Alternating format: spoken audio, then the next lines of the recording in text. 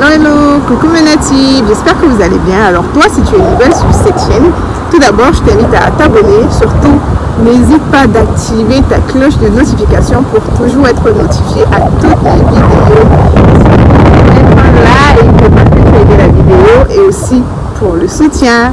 Voilà mes natifs, là je suis à l'air libre dans la nature. Ouais, bon, partout on est dans la nature, mais là je suis tout autour des plantes.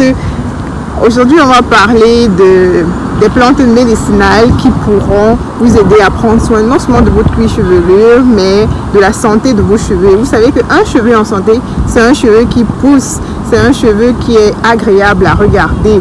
Ce n'est pas forcément un cheveu long qui est beau, mais il devrait être un cheveu en santé. Une fois qu'il est en santé, il est fort probable qu'il pousse comme vous le souhaitez. Donc aujourd'hui, on va parler de ces plantes médicinales. J'ai repéré 4 plantes médicinales qui vous aideront à la santé de vos cheveux, mais surtout à la croissance également. La première plante que je vais vous recommander, c'est le ricin. Vous la connaissez toutes, particulièrement elle est beaucoup plus connue pour ses propriétés laxatives. C'est une plante qui est riche en acides gras et en minéraux, dont elle favorise la croissance du cheveu. Elle a une texture en huile, elle a une texture très visqueuse qui peut obstruer les pores de certaines natives, voilà, qui peut paraître lourde pour certaines natives et créer des pellicules. Voilà, parce que moi par exemple, je ne peux pas utiliser l'huile de ricin vraiment simple. Sinon, je vais avoir des pellicules sur les cheveux. Mais je vous recommande d'utiliser l'huile de ricin avec 2 autres huiles.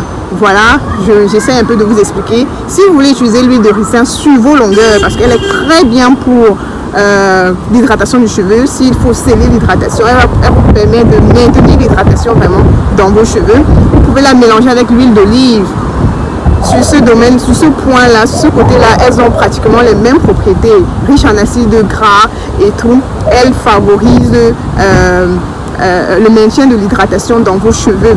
Maintenant, si vous voulez l'utiliser sur le cuir chevelu pour favoriser la croissance de vos cheveux, mélangez-la avec l'huile de jojoba. Ça, c'est pour celles qui ont des problèmes au niveau du cuir chevelu, celles qui souffrent souvent de pellicules et tout. Parce que si elle est lourde, il peut s'avérer que lorsque vous allez l'appliquer sur vos cheveux, sur votre cuir chevelu pour masser, qu'elle ne pénètre pas entièrement. Donc, le cuir chevelu va absorber ce qu'il peut absorber et le reste va stagner là sur le cuir chevelu et peut vous créer des pellicules à la longue. Je ne sais pas si vous comprenez. Donc, mélangez là pour profiter de ses propriétés avec l'huile de jojoba qui est vraiment très légère et qui a une très bonne peau, qui est une très bonne huile qui se rapporte vraiment de notre peau, du sébum de notre peau, et vous aurez des résultats vraiment magnifiques.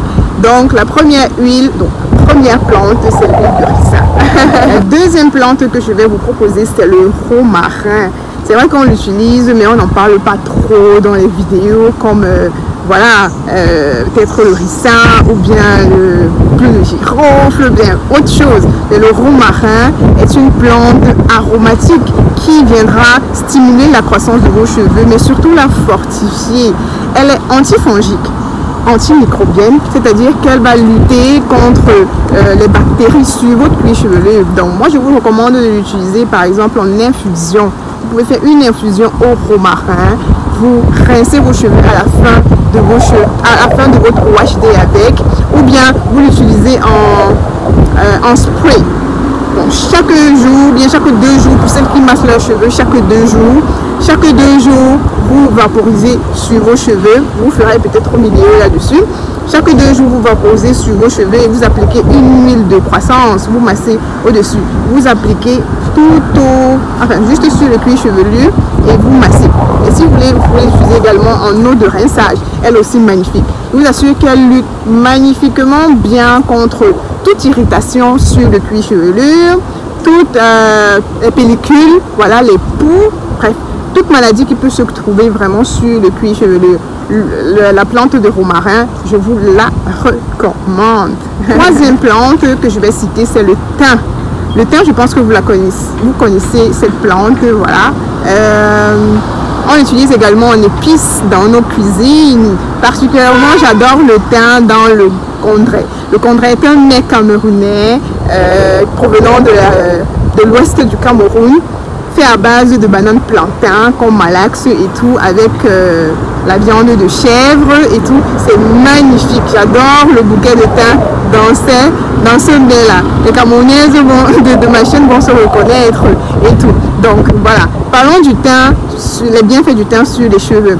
Le thym est un antiseptique. Qu'est-ce qu'un antiseptique? Un antiseptique est un produit qui vient désinfecter les zones contre les microbes. Je pense que vous le connaissez. Ça vient désinfecter les zones contre les microbes, contre toute bactérie qui peut se trouver et tout. Bref, ça vient, c'est pris comme un désinfectant. C'était un fort désinfectant, comme je le dis. Il marche vraiment. Donc si de temps à autre vous voulez désinfecter la zone, vous voulez désinfecter vos cheveux, utilisez le thym comme eau de rinçage. Prenez un bouquet de feuilles de thym, vous infusez dans 1 litre d'eau, vous faites bouillir. Quand c'est bien, ça a bien bouilli et tout, vous récupérez l'eau et vous appliquez sur vos cheveux. Vous rincez comme avant-dernière eau de rinçage. Vous rincez et vous laissez poser, laissez agir l'infusion sur vos cheveux. Et après, vous rincez maintenant avec une dernière eau plate. Voilà, donc ne laissez pas le thym sur vos cheveux. Comme je vous dis, c'est un désinfectant assez fort. Mais surtout, ça va venir vous aider à nettoyer les zones et tout pour que l'huile de ricin ou bien l'huile de n'importe quelle huile de croissance que vous allez utiliser, l'huile de ricin, l'huile d'avocat ou bien l'huile de coco ou bien l'huile de jojoba. Je pense que j'ai déjà fait une vidéo sur les différentes huiles que vous pouvez utiliser pour masser votre cuir chevelu et tout. Quand vous allez utiliser maintenant cette huile de croissance là pour masser votre cuir chevelu, pour faciliter la circulation sanguine, voilà, il n'y aura pas de bactéries, il n'y aura pas de risque de bactéries. Vous aurez la certitude que votre huile de croissance va fonctionner. Donc le thym, ça c'est une plante médicinale que je vous recommande dans vos soins. La plante que je vais vous proposer, c'est l'aloe vera. L'aloe vera, vous connaissez tous l'aloe vera.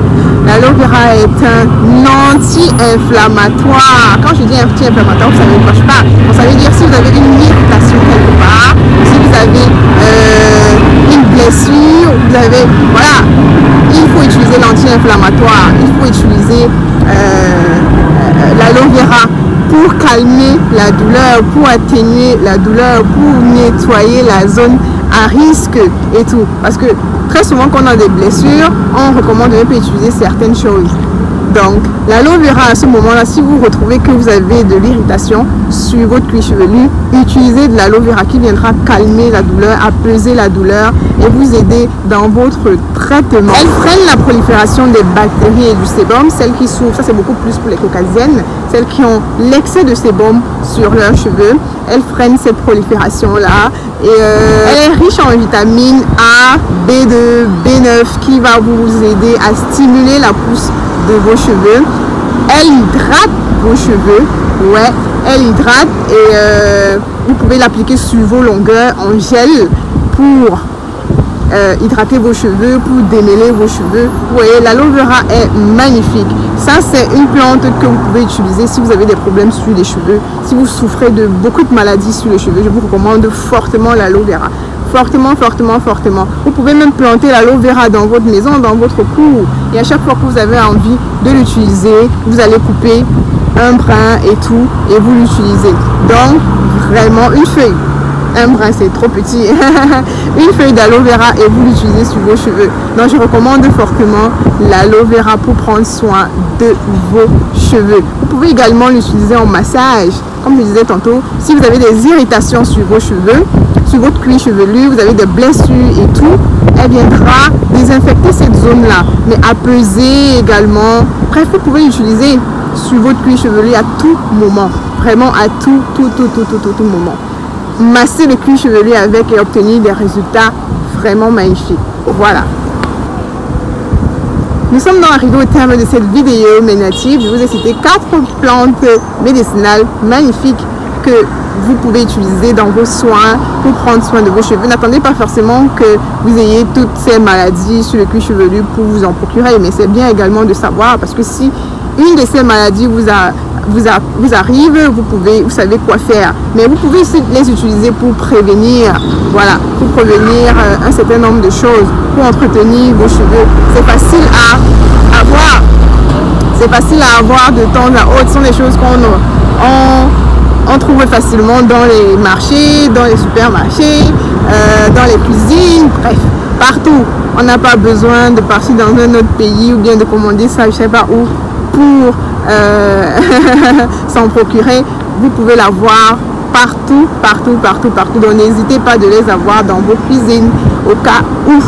Voilà mes natifs, nous sommes arrivés au terme de cette vidéo. N'hésitez pas de vous abonner, comme je vous dis toujours, sur mes pages Facebook, Instagram, Marosi Caroline sur Instagram. On se donne rendez-vous aux prochaines vidéos. N'hésitez pas aussi de laisser vos likes. On se donne rendez-vous aux prochaines vidéos. D'ici là, portez-vous bien. Allez, bisous, bisous mes natifs.